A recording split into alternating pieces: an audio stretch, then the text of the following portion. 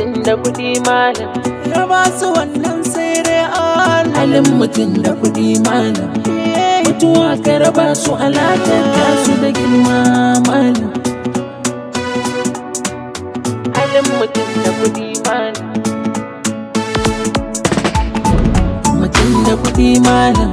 Ya ba su wannan sai dai Allah. Halin mutum da kuɗi malam. Mutuwa ka raba su alaƙanta su da girma malam.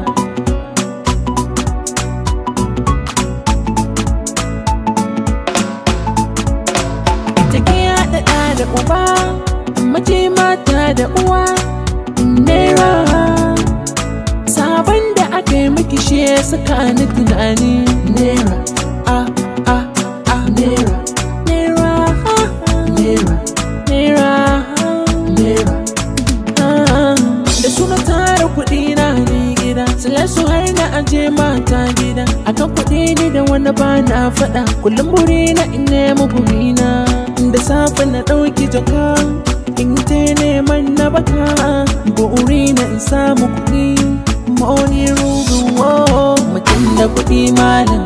Ya ba su wannan sai dai Allah. Halin mutum da kuɗi malam. Mutuwa ka raba su alaƙanta su da girma Naira sai fahira dola kudi saboda suna share bola kudi mai sanya malami maula kudi mai sa alhaji cire wulla in kana da su zaka ga kana da yanci in baka da su zaka ga abun takaici ayan banza maganin wulakanci ai su ne ke bamu inganci Ubangiji ka bamu su, ka bamu lafiyan da zamu amfani da su, ka bamu zuciyan da zamu taimako da su, ka bamu su, Allah ka bamu su.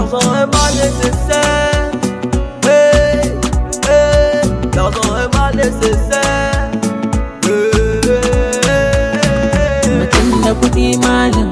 Ya ba su wannan sai dai Allah. Halin mutum da kuɗi malam. Mutuwa ka raba su alaƙanta su da girma malam. Idan ka samu kuɗi ka gode wa Allah da ka samu jin daɗi babu kai babu wahala kada ka yi wani hali ka ki gode wa jalali ka ce wa Allah na gode da muna gani nan da ranmu waɗansu sun samu ba su tattamu sun ki taimakawa bayan Allah sai fa suna kiyayya ga junansu masu ƙaunar junansu duk saboda saifaha duk saboda saifaha kuɗiya